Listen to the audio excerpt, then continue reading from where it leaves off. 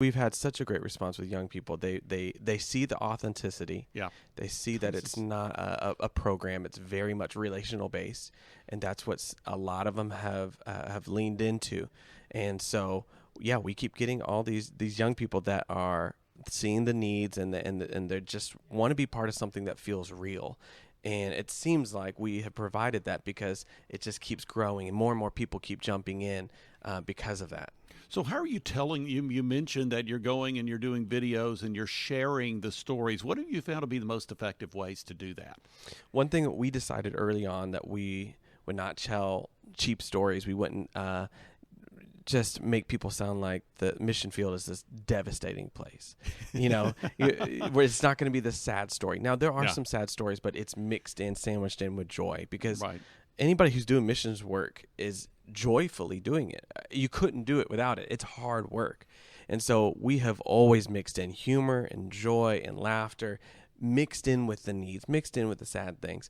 But I think showing that adventure side and showing that authenticity side has really propelled it forward.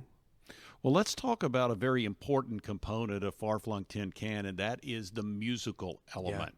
In fact, at NRB this week, you're going to have a time of worship as part of the Wednesday night event. So tell me how music fits into the overall equation here. Majority of the people that find us find our music first. And sometimes we get asked, hey, would you come and lead worship for this conference? And we say, oh, sure, but we want to talk about missions. And they go, oh, you do missions too? That's good. They have no clue that we're a missions organization, and that's fine. People love the music, and they're a lot of people are confused. They say, why would you mix music and missions? There's a good quote by someone else, not me, that said, missions exist because worship doesn't. So the reason we go to this island here and worship there, or lead missions work there, is because worship doesn't exist there. And forever there will be worship. There will always be missions. And so at our identity, at the core, all of us are worshipers. That's who we are. And so it just fits naturally to us. It would seem so bizarre for us to do missions work that didn't have this missions heartbeat behind it.